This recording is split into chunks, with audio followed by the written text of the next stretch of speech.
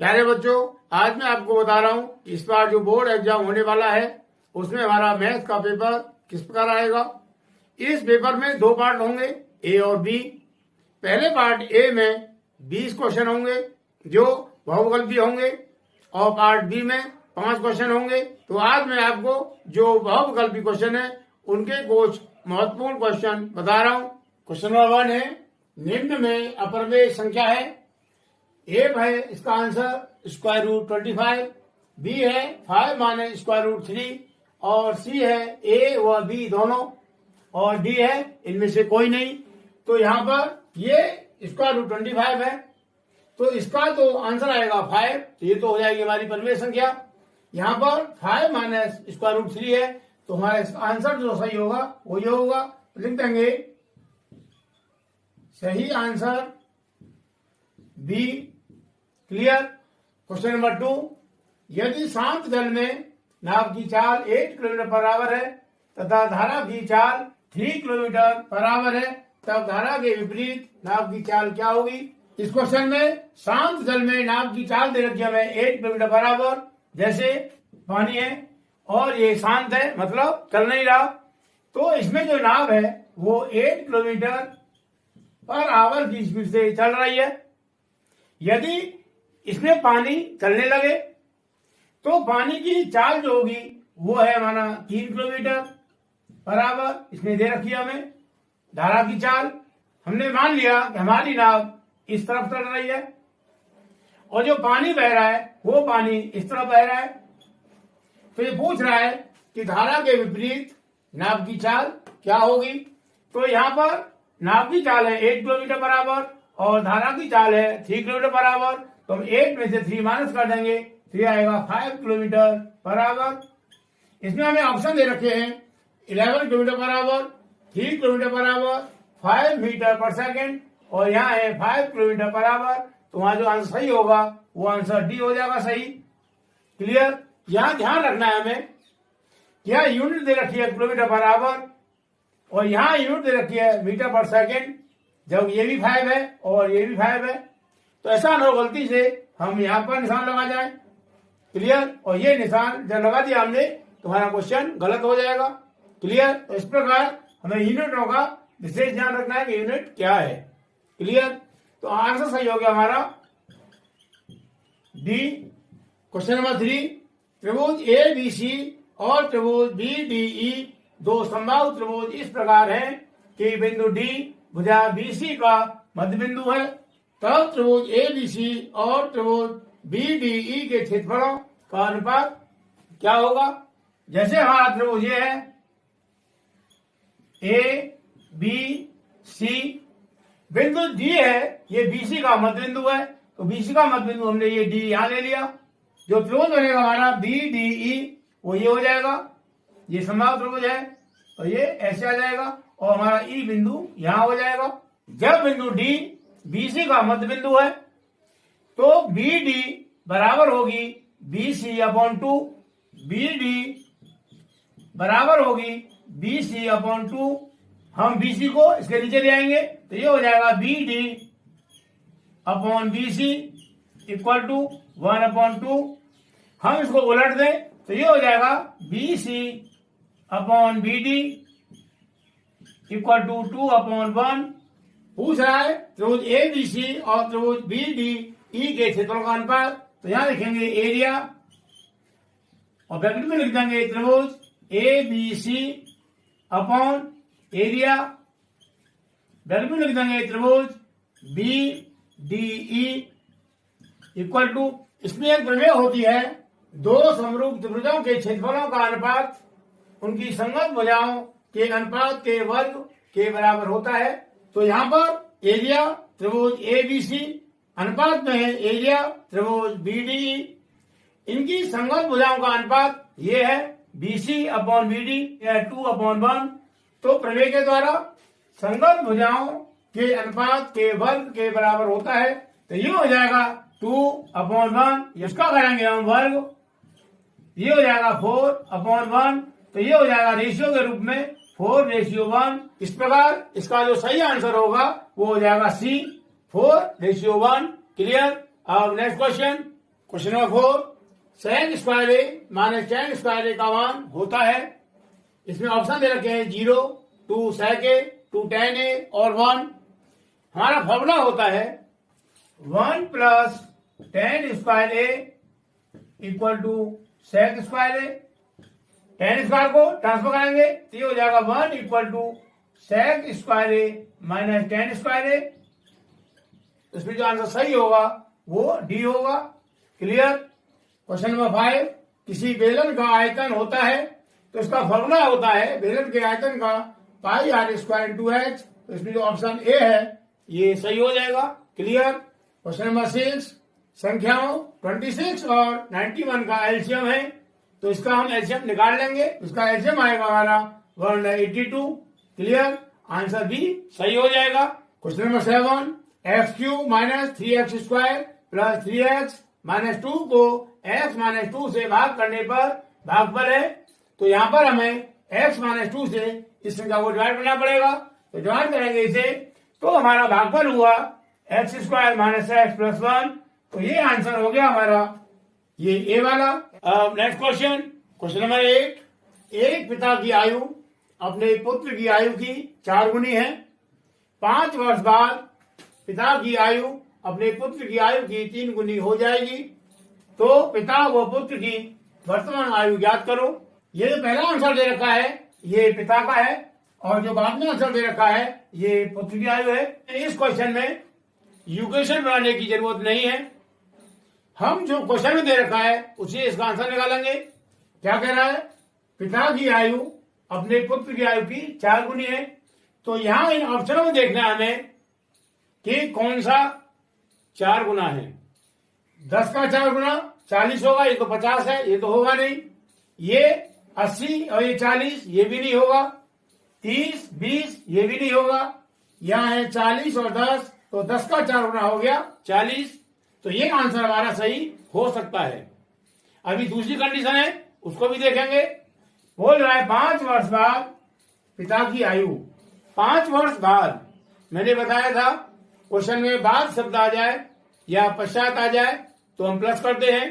तो 5 वर्ष बाद माना हम ये ऑप्शन सही मानते हैं तो पिता हो जाएगा 45 वर्ष का। हम 40 में 5 प्लस कर देंगे, जोड़ देंगे और 10 में भी 5 जोड़ेंगे। 10 में 5 को प्लस करेंगे तो ये 15 हो जाएगा। अब 15 से डिवाइड करेंगे हम 45 को तो 3 बार हो जाएगा। तो बोल रहा है 5 वर्ष बाद पिता की आयु अपने पुत्र की आयु की 3 गुनी हो जाएगी। तो ये 3 गुना हो गया।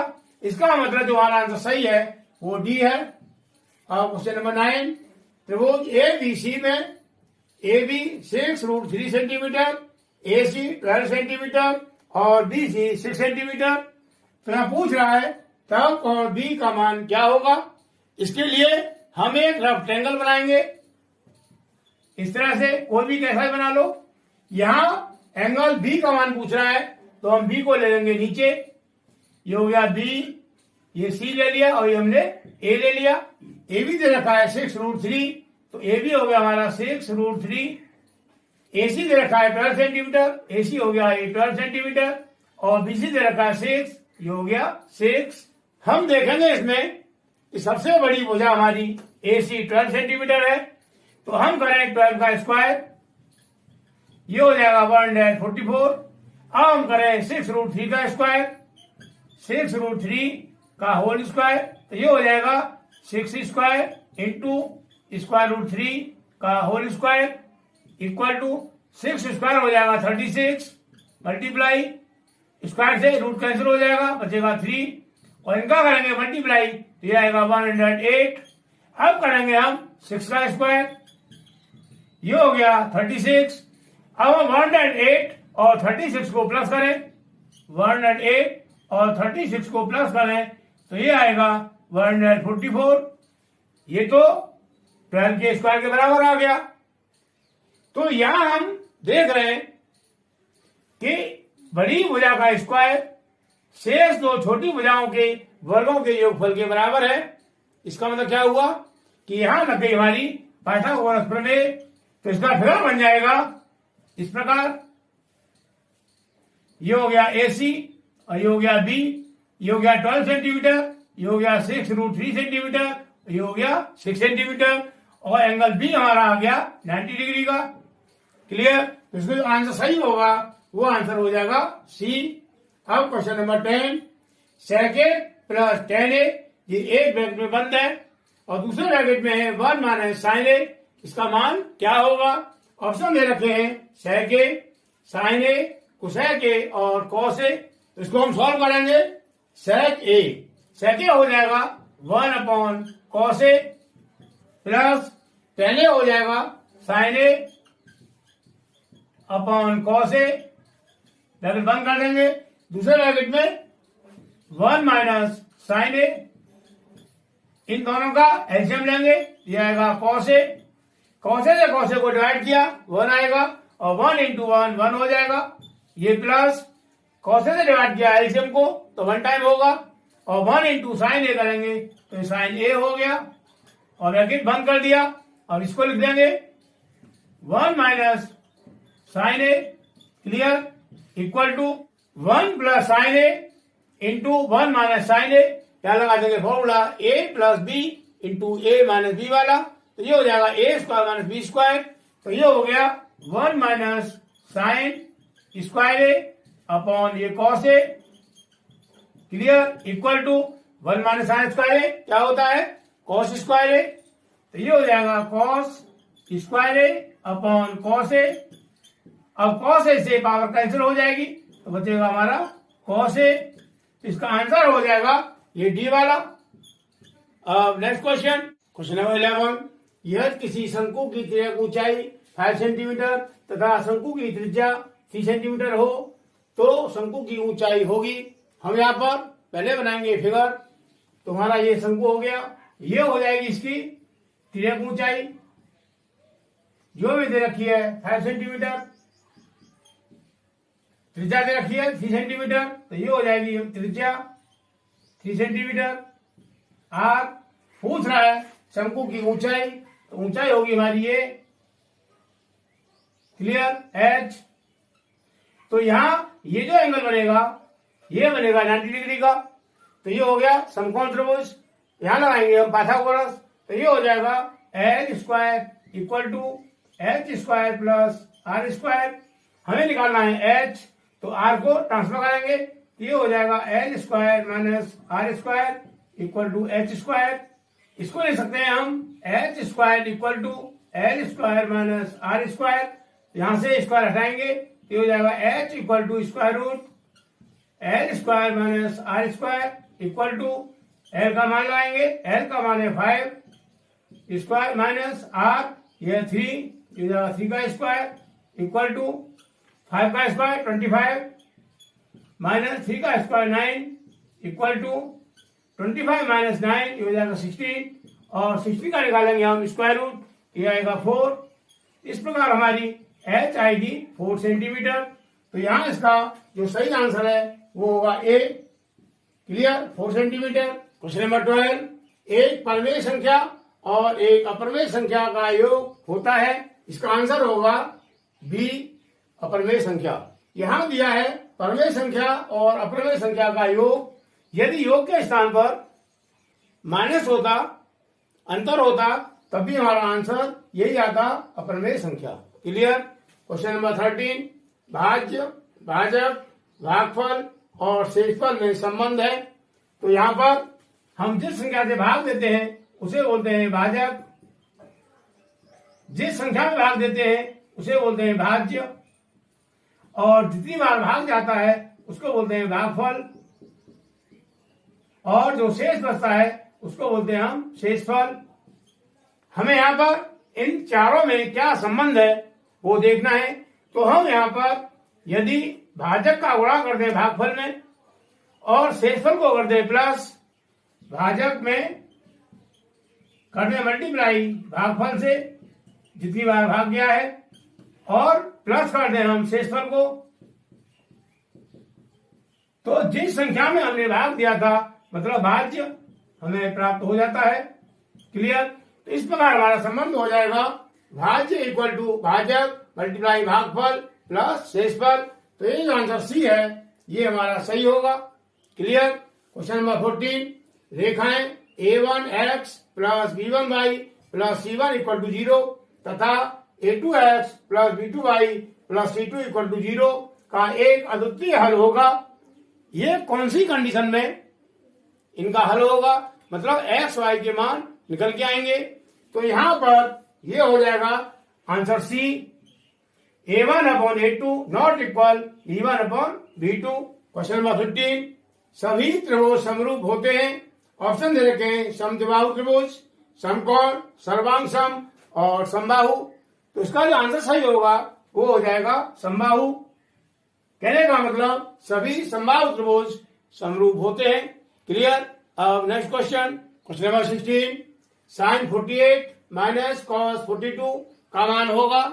इसे हम लिखेंगे sin 48 minus cos 42 equal to, हम लिखेंगे sin 48 को लिख सकते हैं 90 माइनस 42। यदि हम 90 में से 42 माइनस करेंगे तो आएगा 48, इसी के बराबर हो गया इसका मान, माइनस cos 42 इक्वल टू, हमने 42 को थीटा मान लिया तो फॉर्मूला बन गया हमारा sin 90 माइनस थीटा, ये होता है cos थीटा। तो ये हो जाएगा cos 42 माइनस cos 42, ये अभी cos 42 माइनस cos 42 कैंसिल हो जाएगा और ये हो जाएगा 0। इस प्रकार जो आंसर सही है वो हो जाएगा सी 0 आ रहा है। क्लियर। क्वेश्चन नंबर 17, शंकु के छिन्नक का आयतन है, इसमें हमें दे रखे हैं फॉर्मूले। तो इसमें हो जाएगा हमारा आंसर बी, 1/3 पाई h ब्रैकेट में r1 square plus r2 square plus r1 into r2। Question number 18, संख्या 3125 का घातांक रूप है। तो यहाँ पर हमें 3125 के करने पड़ेंगे फैक्टर। उसके फैक्टर करेंगे हम तो ये आएंगे 5 into 5 into 5 into 5 into 5 time. तो उसको लिखेंगे हम घात के रूप में 5, 1 2 3 4 5, यहाँ लिख देंगे 5। इस प्रकार 3125 का घातांक के रूप हो गया 5 की पावर 5। आंसर सी सही है। क्वेश्चन नंबर 19, बहुपद x square minus 2x minus 8 के शून्य अंक है। इसके लिए हमें इसके करने पड़ेंगे फैक्टर। इसको मैं यहाँ लिख रहा हूं, x square minus 2x minus 8 equal to 0।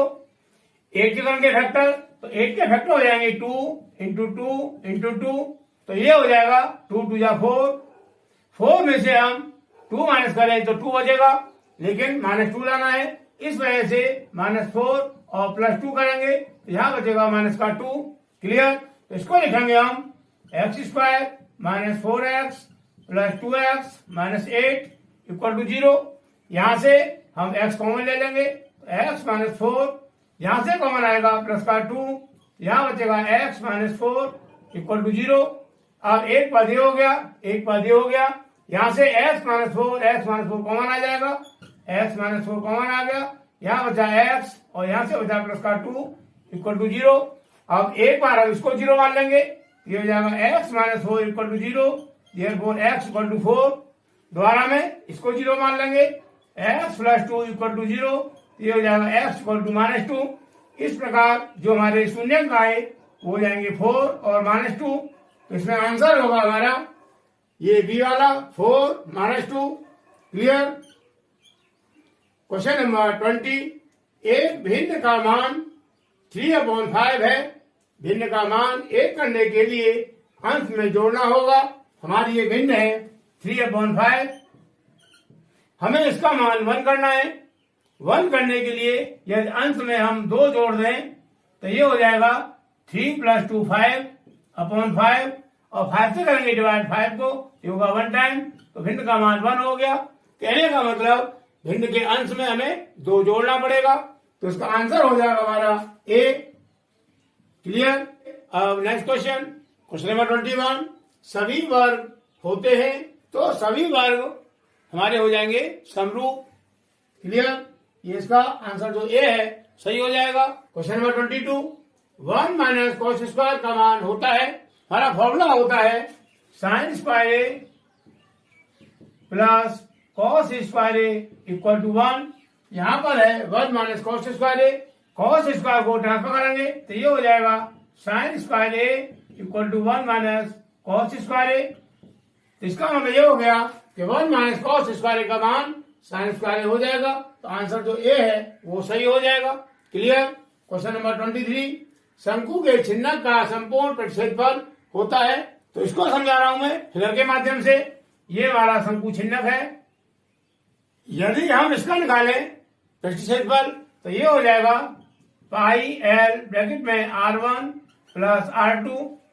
हमें पूछा है संपूर्ण प्रतिच्छेदफल, तो इसके लिए जो ये साइड है इसका भी हमें एरिया निकालना पड़ेगा और ये साइड है इसका भी एरिया निकालना पड़ेगा। तो ये हमारी R1 और ये है R2।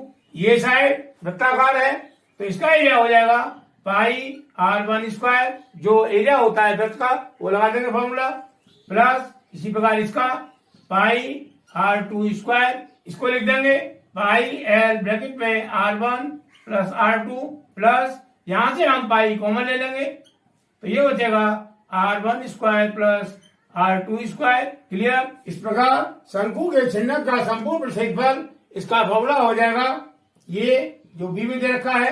क्वेश्चन नंबर 24, निम्न में परमेय संख्या है।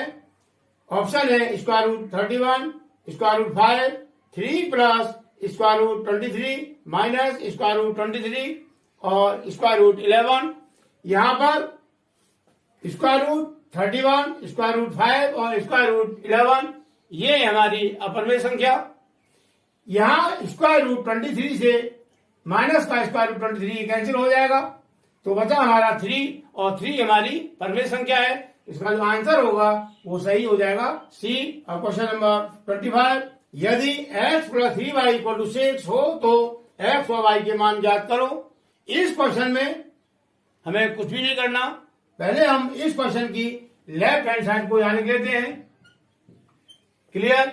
अब ये जो मान दे रखे हमें एक एक करके यहाँ लगाएंगे हम लेफ्ट हैंड साइड में और जो आंसर आएगा वो यह राइट हैंड साइड के बराबर आता है तो हमारा आंसर सही है। तो पहले लगाते हैं हम 0.6, तो एक्स के स्थान पर लगाया हमने 0 प्लस 3 इंटू वाई का मान है यहाँ 6, तो ये हो गया 0 तो 0 हटा देंगे, 3 6 18, यहाँ पर राइट हैंड साइड आ रही है 6 तो ये तो 18 6 के बराबर होगा नहीं। इसका मतलब 0.6 हमारे एक्स वाई के मान नहीं है।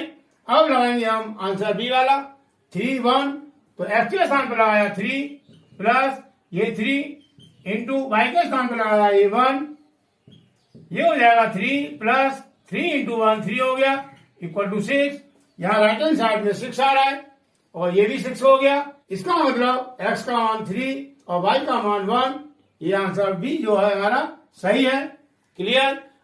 नेक्स्ट क्वेश्चन, क्वेश्चन नंबर 26, दो आकृतियां जिनके आकार समान हो परंतु आयाम समान न हो कहलाती हैं।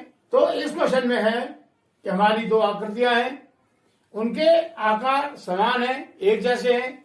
इस प्रकार इनके आकार दोनों के समान है लेकिन आमाप का मतलब होता है इनकी जो डायमेंशन है वो सेम नहीं है। तो ये आकृतियां कैसी होंगी? तो ये आकृतियां होंगी हमारी समरूप आकृतियां। तो इसका answer C. Question number 27, 1 minus 10 square 30 upon 1 plus 10 square 30। यहाँ पर हम 10 30 का मान लगाएंगे तो ये हो जाएगा 1 माइनस 10 30 का मान होता है 1 अपॉन रूट 3, 1 अपॉन रूट 3 और यहाँ हो रहा है स्क्वायर तो हम इसका कर देंगे होल स्क्वायर अपॉन 1 प्लस 10 30 का मान हो जाएगा 1 अपॉन रूट 3 और इसका भी कर देंगे whole square equal to 1 minus 1 का स्क्वायर हो जाएगा 1 और रूट 3 का स्क्वायर हो जाएगा 3 अपॉन 1 प्लस ऐसे यहाँ पर 1 अपॉन 3, यहाँ 1 का हम हर 1 मान लेंगे, एलसीएम आएगा इसका 3 तो ये हो जाएगा 3 माइनस 1 अपॉन, इसी प्रकार यहाँ भी हर 1 मान लेंगे, एलसीएम आएगा इसका 3, यहाँ हो जाएगा 3 प्लस 1 इक्वल टू 3 माइनस 1 होगा 2 अपॉन 3 अपॉन 3 प्लस 1 हो जाएगा 4 अपॉन 3। क्लियर। इस 3 से ये 3 कैंसिल हो जाएगा, बचा हमारा 2 अपॉन 4, इसको करेंगे डिवाइड तो 2 1 जा 2 और 2 2 जा 4 इक्वल टू 1/2। इस प्रकार 1 minus 10 square 30 upon 1 plus 10 square 30 का मान आ गया हमारा 1/2। इसका आंसर ये भी सही है। क्वेश्चन नंबर 28, संख्याएं 12, 20, 21, 29, 12, 29, 24 और 29 का बहुलक होगा। तो हम जानते हैं जो संख्या सबसे अधिक बार आती है वही बहुलक होती है। यहाँ पर 12 आ रहा है हमारा 2 टाइम, 20 आ रहा है 1 टाइम, 21 आ रहा है 1 टाइम, 29 आ रहा है 3 टाइम। तो ये 29 ही हमारा बहुलक हो जाएगा। तो इसका आंसर ए सही होगा। क्वेश्चन नंबर 29, चित्र में वृत्त का केंद्र ओ है। हमें ये फिगर दे रखा है इसका। पीए और पीबी वृत्त की स्पर्श रेखाएं हैं। ये पीए और पीबी वृत्त की स्पर्श रेखाएं हैं जिनके स्पर्श बिंदु ए तथा बी है। ये स्पर्श बिंदु हो गए ए और बी। यदि एंगल ए पी बी ये वाला एंगल 50 डिग्री हो तो एंगल ए ओ बी की माप क्या होगी, ये हमें निकालना है। यहाँ पर ओ ए और ओ बी वृत्त की त्रिज्या है। तो हम जानते हैं कि त्रिज्या और स्पर्श रेखा के बीच बना कोण 90 डिग्री का होता है। इसी प्रकार ये एंगल भी 90 का हो जाएगा। ए ओ बी पी एक चतुर्भुज है। तो हम जानते हैं चतुर्भुज के चारों कोणों का योगफल 360 होता है। तो यहां लिखेंगे हम angle A plus angle A O B plus angle B plus angle A P B equal to 360। Clear. Angle A ये हो गया, एंगल ए ओ बी ये हो गया, एंगल बी ये हो गया, एंगल ए पी बी ये हो गया। इन चारों का योगफल होगा 360 360। एंगल ए हमने निकाल लिया 90 degree plus angle A O B हमको निकालना है, A O B plus angle B 90 degree निकाल लिया हमने, प्लस ए बी पी हमें दे रखा है 50 डिग्री इक्वल टू 360। 90 प्लस 90 ये हो जाएगा 180 और 180 प्लस 50 ये हो जाएगा 230 plus angle A O B equal to 360 degree. Therefore angle A O B equal to 360। 230 को करेंगे ट्रांसफर तो माइनस का हो जाएगा 230 इक्वल टू 360 माइनस 230 ये आएगा 130। तो इसका जो आंसर सही होगा वो डी हो जाएगा। क्वेश्चन नंबर 30, द्विघात समीकरण x² माइनस 4 इक्वल टू 0 का मूल है। तो हमें इसके करने पड़ेंगे factor x² minus 4 equal to 0, x² equal to minus 4 को करेंगे ट्रांसफर तो ये हो जाएगा प्लस का 4। देयरफॉर x इक्वल टू ये साइन है स्क्वायर का, यहां से इसको हटाएंगे तो यहां लग जाएगा 4 के ऊपर स्क्वायर रूट इक्वल टू 4 का स्क्वायर रूट हो जाएगा प्लस माइनस 2। क्लियर। इस प्रकार द्विघात समीकरण के मूल हो गए प्लस माइनस 2। तो इसका आंसर जो है सी ये सही हो जाएगा। अब नेक्स्ट क्वेश्चन, क्वेश्चन नंबर 31, बिंदु -3 5 की y अक्ष से दूरी है। यहां पर y अक्ष से दूरी के लिए हम ले लेंगे x कोऑर्डिनेट और x अक्ष की दूरी के लिए अगर पूछे तो ले लेंगे y कोऑर्डिनेट। y अक्ष से दूरी -3 हो जाएगी। तो इसका जो आंसर ए है ये सही हो जाएगा। Question number 32, 5x² minus 3x plus 2 equal to 0 के मूलों का योगफल है। हम इस समीकरण की तुलना करें ax² plus bx plus c equal to 0। तो यहां से a का मान आएगा 5, a का मान हो गया 5, b का मान हो जाएगा -3 और c का मान हो जाएगा 2। क्लियर। पूछ रहा है मूलों का योग। तो मूलों का योग के लिए फॉर्मूला होता है -b अपॉन a। कहने का मतलब -x का गुणांक बटे x² का गुणांक इक्वल टू -b का गुणांक हमारा -3 इसको लिखेंगे ब्रैकेट के अंदर अपॉन ए का मान है 5, यहाँ 5 लिख दिया, equal to minus into minus plus हो जाएगा, ये हो गया 3/5। इस प्रकार इसका आंसर हो जाएगा ए, जो सही है। क्वेश्चन नंबर 33, यदि 3 cot a इक्वल टू 4 तो sec a का मान होगा, हम इसको यहां लिखेंगे 3 cot a equal to 4, therefore cot a equal to 4/3। इसके लिए बनाएंगे एक फिगर, नाम दे दिया हमने ए बी सी। यहां पर एंगल ए है तो हमने एंगल ए दे दिया, तो इस एंगल के लिए आधार ये होगा, लंब ये होगा और कोण ये होगा।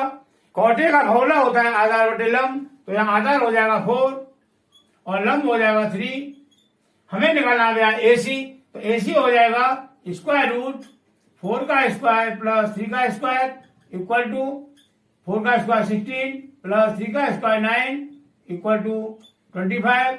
इसका निकालेंगे स्क्वायर रूट, तो ये आ जाएगा 5, तो एसी आ गया हमारा 5। क्लियर।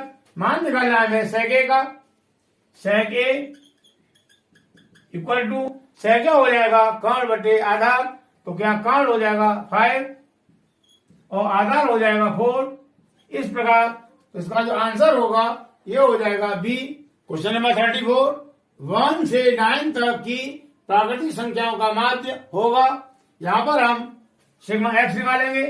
सिग्मा एक्स के लिए 1 से लेके 9 तक की संख्याओं को प्लस करेंगे, ये हो जाएगा 1 plus 2 plus 3 plus 4 plus 5 plus 6 plus 7 plus 8 plus 9 equal to 9 plus 1 10 हो गया, प्लस 8 प्लस 2 10 हो गया, प्लस 7 प्लस 3 10 हो गया, प्लस 6 प्लस 4 10 हो गया, प्लस ये 5 बचा, equal to 10 plus 10 20, 20 plus 10 30, 30 plus 10 40 और 40 प्लस 5 ये हो जाएगा 45। यहाँ एन है हमारे लिए 9, माध्य हो जाएगा x bar equal to sigma x upon n, तो सिग्मा एक्स हमारा हो गया 45 अपॉन एन 9, तो 9 5 जा 45 इक्वल टू 5। तो इसका आंसर हो गया बी, जो सही है। क्वेश्चन नंबर 35, 3 5 7 x प्लस 2 15 17 और 21 आरोही क्रम में लिखी गई हैं। यदि इनकी माध्यिका 12 हो तो x का मान क्या होगा। ये संख्याएं हमें दे रखी हैं आरोही क्रम में, हमें यहाँ x का मान निकालना है और माध्यिका हमको दे रखी है। तो सबसे लिखेंगे हम नंबर ऑफ टर्म, मतलब पदों की संख्या 1 2 3 4 5 6 7 8, और 8 सम संख्या है। जब n सम संख्या हो तो माध्यिका का फॉर्मूला होता है n/2 वहां पर प्लस n/2 प्लस 1 वहां पर अपॉन 2। क्लियर। इक्वल टू ये हो जाएगा 8/2 मतलब 4th टर्म प्लस ये हो जाएगा 5th टर्म अपॉन 2। हमें यहाँ पर मात्रा दे रखी है 12, तो मात्रा लाएंगे हम यहाँ 12 इक्वल टू 4th, चौथा पद कौन सा है 1 2 3 4 x प्लस पांचवा पद है हमारा x plus 2 upon 2 12 equal to x plus x हो जाएगा 2x, तो यहाँ कर दिया 2x प्लस 2 अपॉन 2। इसका हम हर 1 मान ले और करेंगे क्रॉस मल्टीप्लाई, तो ये हो जाएगा 12 या 24 इक्वल टू 2x प्लस 2 को करेंगे ट्रांसफर, तो जाएगा 24 माइनस 2 इक्वल टू 2x, ये आएगा 22 equal to 2x, therefore x equal to 22/2 ये हो जाएगा 11। इस प्रकार x का मान आ गया हमारा 11 और इसका आंसर भी सही है। मुझे उम्मीद है ये सभी क्वेश्चन समझ में आए होंगे। इसी प्रकार की एक वीडियो में और बनाऊंगा और मैं उम्मीद करता हूं कि इन्हीं 2 वीडियो में से तुम्हारे जो क्वेश्चन है 20 एक नंबर वाले सभी आ जाएंगे। क्लियर।